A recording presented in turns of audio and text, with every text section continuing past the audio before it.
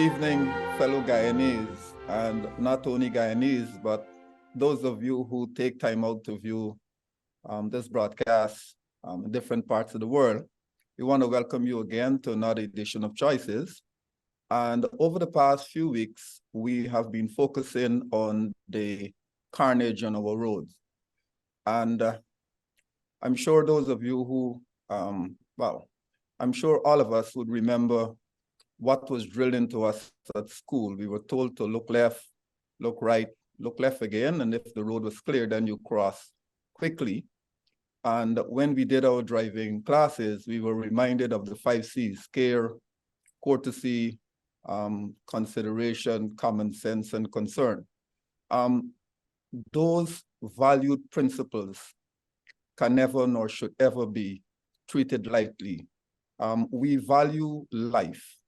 As believers, we value the sanctity of life, and we want to encourage all of us as we use the road from day to day, not only drivers, but also pedestrians, that we take care. We are losing too many of our valued resources on the road. So this evening, we want to continue the discussion, and so we ask that you join us. You can share your comments and listen carefully to some of the advice. And you also might want to take the challenge up and provide that advice, whether on social media platform, letters to the editor, and all of that concerning the importance of using the road. So join us, and I'm going to invite my brothers now to continue the discussion. God bless you as you stay tuned. You know, I've discovered in the research that I've been doing that driving is work. And fundamentally, it involves physical skill and mental skill. In addition to that, understanding the rules of the road. So you have to be skillful physically if you're going to preserve life. You have to be skillful mentally, and then you have to understand the rules of the road. So it's not a case where you just go in a vehicle and you just do whatever you want to do. And so last week we mentioned that life is sacred, and we should do everything in our possession to protect and to secure life. And so, for example, if you come out on the road, it is not just a question of speeding and just arriving at a particular place, but you have to be consistent in terms of selecting a speed limit and keeping to that speed limit that is safe. The issue of changing lanes, the issue of using your mirrors, the issue of being vigilant. So it's work. And I think lots of times people run into trouble because they do not see driving as work. It's just, something to maybe they see it as leisure. You go, you excite yourself. And it is in that process that we kill and injure, maim, and lame people. This program, over the years, we've had someone in the person of Pastor Berlasana who has been a keen listener, a loyal contributor to the program in terms of feedback. And so we want to recognize her for our contributions and our vigilance as it relates to the program. We also have with us, again, Pastor Gulliver, Evelyn Gulliver, who had an experience that was very traumatic, but she survived that experience by the grace of God. And she is here again to share with us and for us to ask questions in terms of that trauma that she went through, with the view of ensuring that persons learn something from this experience and not only preserve their own lives, but preserve the lives of others. Gentlemen.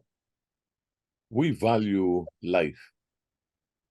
We were all fearfully and wonderfully made. The psalmist was unapologetic about that.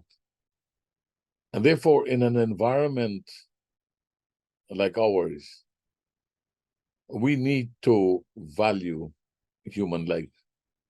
We need to value life, period. 27 years ago, a careening vehicle in the night plowed down pedestrians who were waiting on transportation. I think it was Kroll Street. And they were waiting on transportation to go home. They were standing on the parapet and on bridges nearby there.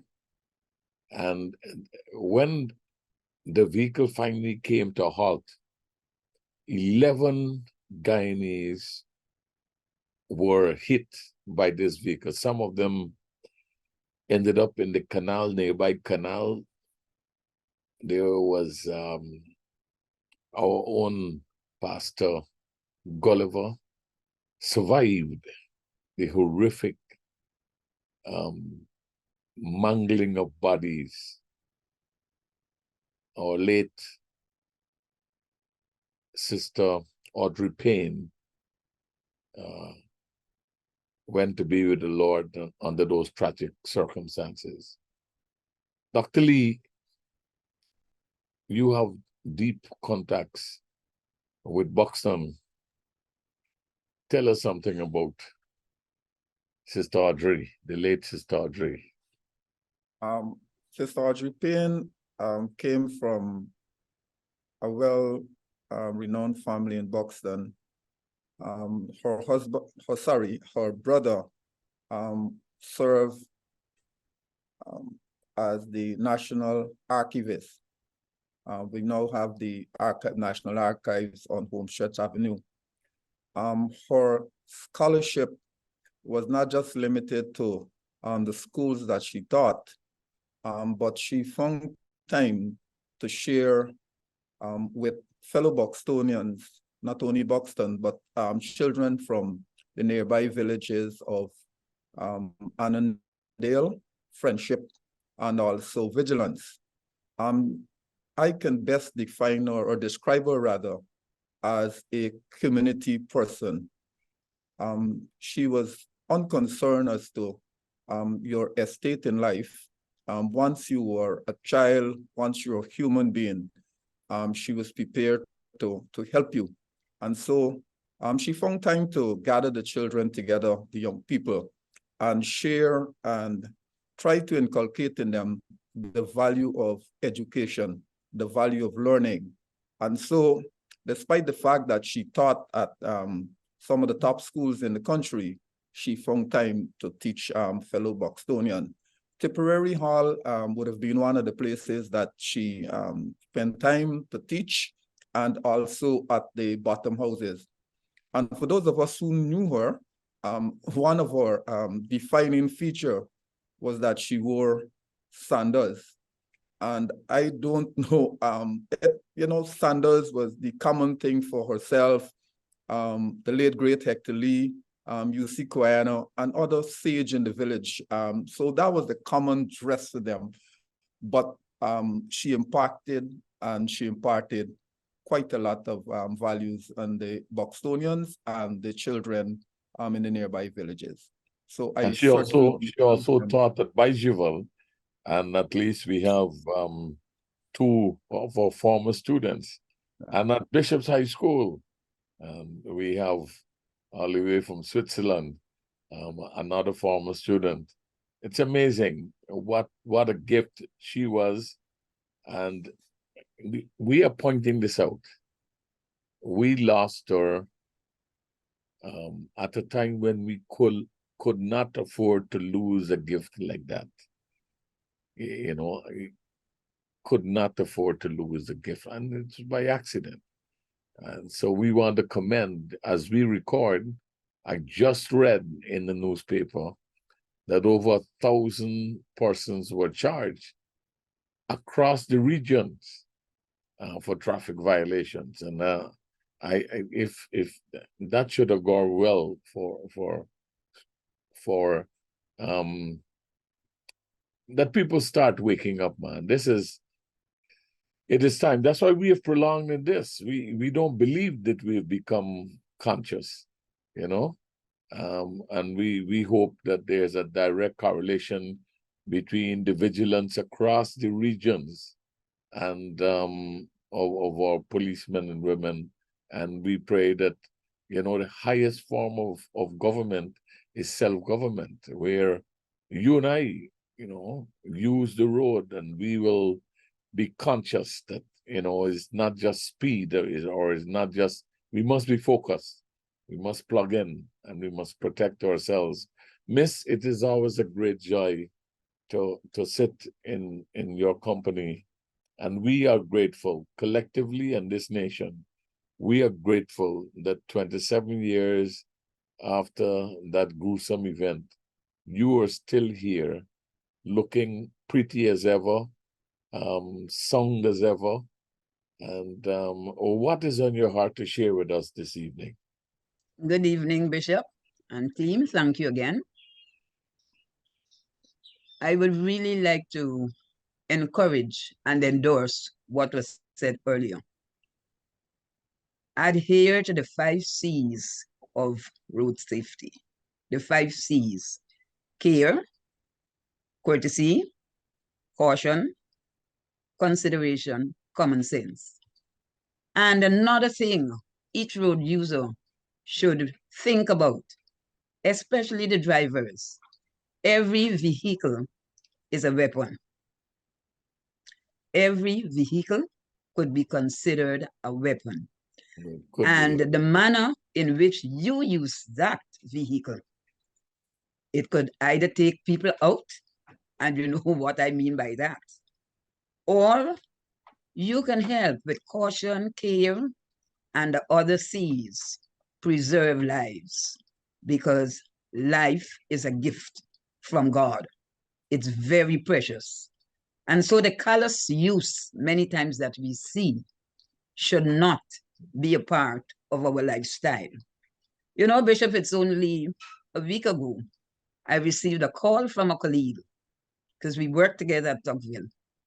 And her words were, "Girl, I could have lost my sister and her entire family." So I was like, wow, an accident. But thank God for his goodness.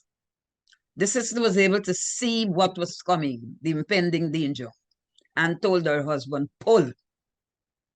And in doing so, that saved the entire family.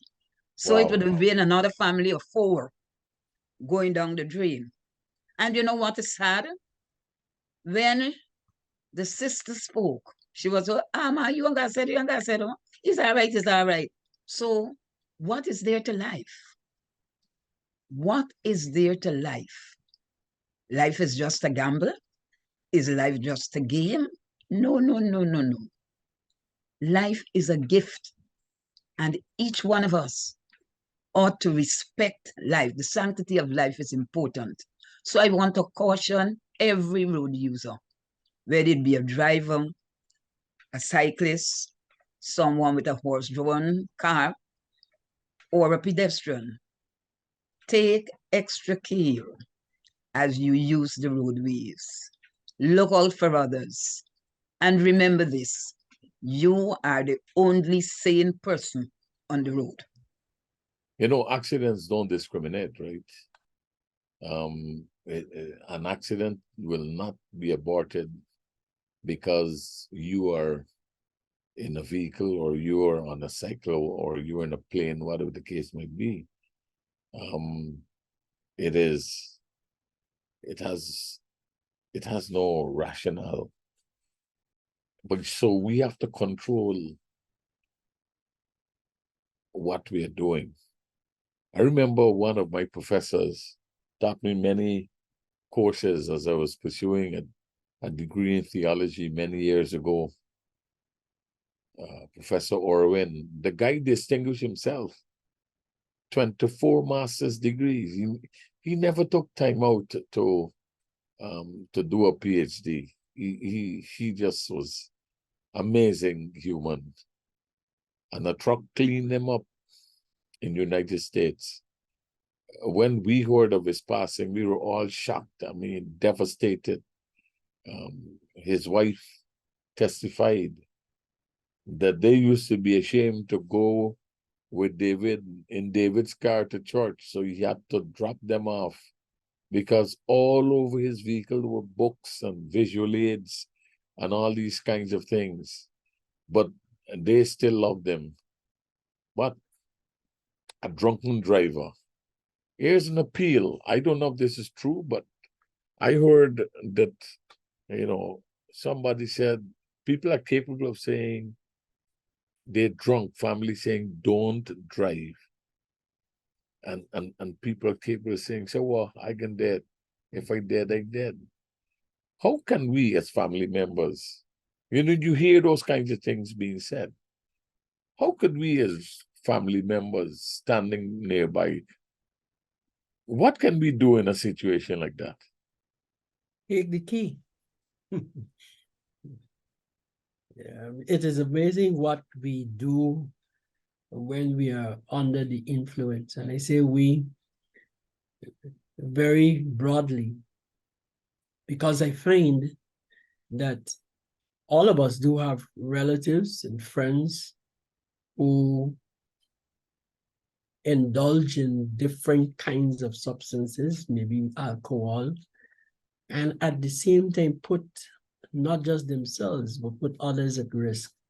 I think there's a need for a sense of responsibility for each other, starting with ourselves and for each other. Somehow, as brothers, we look out for each other, we watch each other's back. So you come to places saying, no, bro, you're not going to do it. You want to, but we're not going to allow you. You need to sleep. You can't drive. Somehow we need to just stand up for what is right. That's what I'm asking us for the wisdom. What can be done? You and your friends had a good time at wherever the party was held, and it's now time to go home. And your friend who you are partying with is determined to drive, but all is not well with them. What can be done in that situation? Drive for them. Bishop, I strongly believe, and I like the question because it's something that we need to consider. And think of a family member displaying signs of suicide. What do?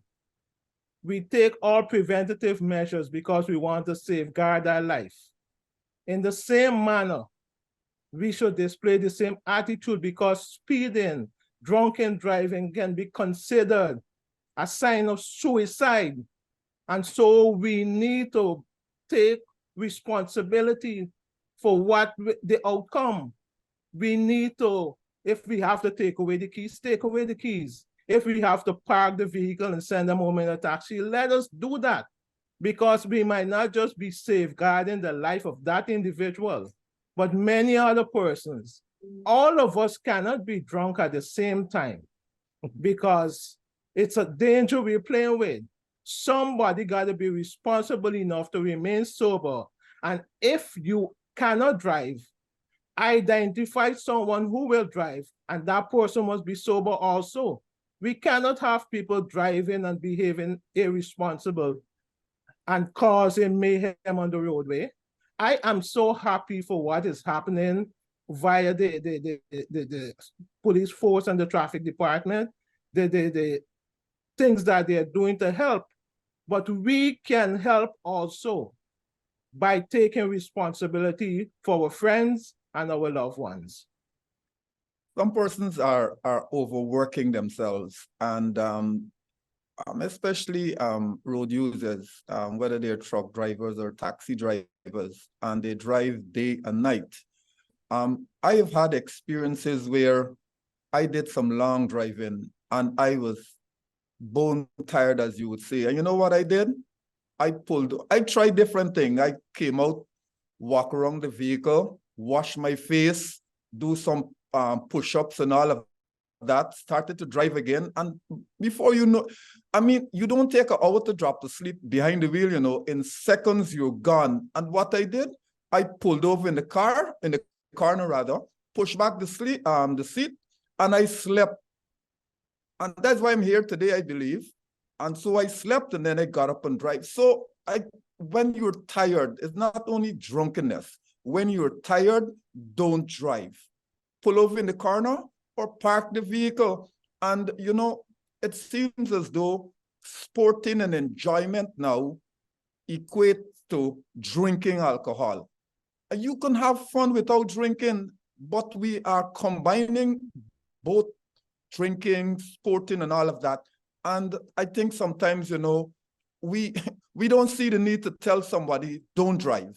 You are drunk. Take away the key, lock the vehicle, and if you have to sleep or lie down on the side of the road, do that. You're going to save your life and you're going to save the innocent lives that you can take out. I've been trying to understand the apparent arrogance of people who drive trucks, those vehicles that are high above. About 4 years ago, I accepted the invitation to sit in the cab and of one of those container trucks, those trucks that haul containers. And I was so happy to accept that invitation. So I sat in the seat and I was instructed about the double clutch and everything like that. I mean, you could feel the power of this engine. As I revved the engine, the adrenaline flowed. I haven't moved off yet, but just hearing the power of the engine. And I thought my view over everybody was like God. I could see even the minibuses looked like tin cars next to me. And the vehicles, I was like the Lord surveying. And that's the view these truck drivers have, especially these bigger trucks. What will help them? What will prevent them from pushing those vehicles to test their capacity and to be the rooster on the road? I mean, it is only self-control.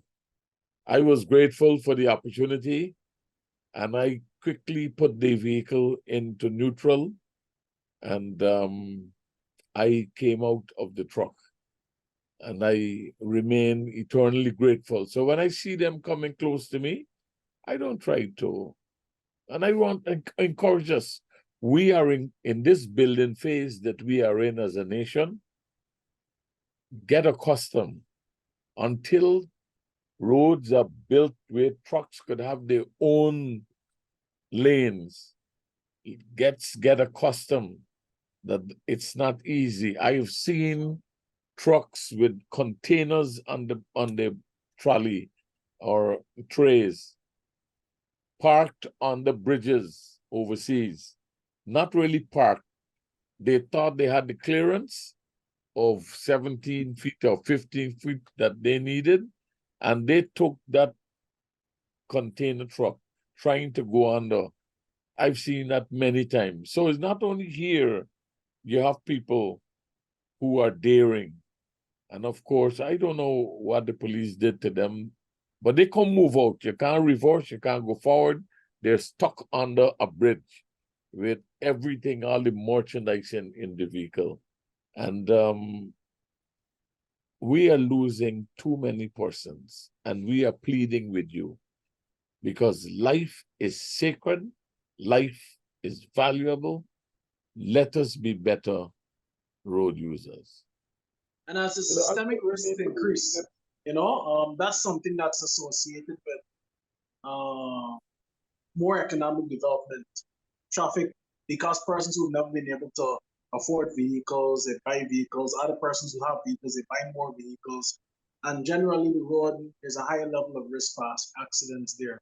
That's one of the reasons why at Generation Next, we took an initiative to equip and to build the capacity in persons within our community to respond to situations where there might be accidents or where people could be hurt or anything like that.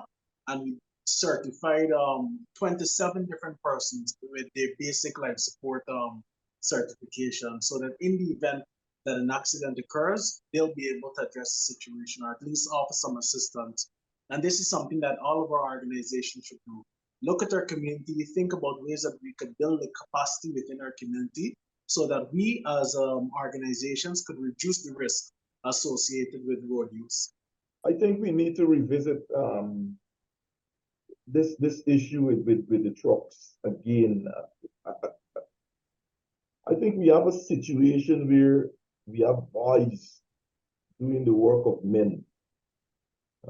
I believe in young people, but I could recall growing up, I've never seen 18-year-olds driving any truck. You know, these guys had big men, and these men were focused and they were conscious. The truck cannot be used as an engine with 1400 cc, as though you have a 1400 cc engine. You talked about when you mash the accelerator, you feel the vibrate. And these guys, they're using these trucks as though they're driving a car, a 1400 cc car. And so I think this licensing of truck drivers, I think it should be revisited. And they should have a special program outside of the regular driving program for these young men that are driving. I think they have a contribution to make, but they need to be tempered, like the big men who drove many years ago that I saw. So this is an appeal to all of us on this panel and wherever you live. Let us be responsible road users. Let us value our own lives. Let's value the lives of others that we'll meet on the road, because the future growth and development of this nation is so critical that we need to be sure that we are there to assist in the process. God bless you. This is Choices, and we're looking forward to seeing you next week. Bye-bye. We thank you for joining us on Choices today. Remember, you can join us at First Assembly, LNP Durban Street, Workmanville, Georgetown, Guyana, for any of our special services. I'm Celicia on behalf of the set, reminding you that your whole life is the sum of your choices. God bless you.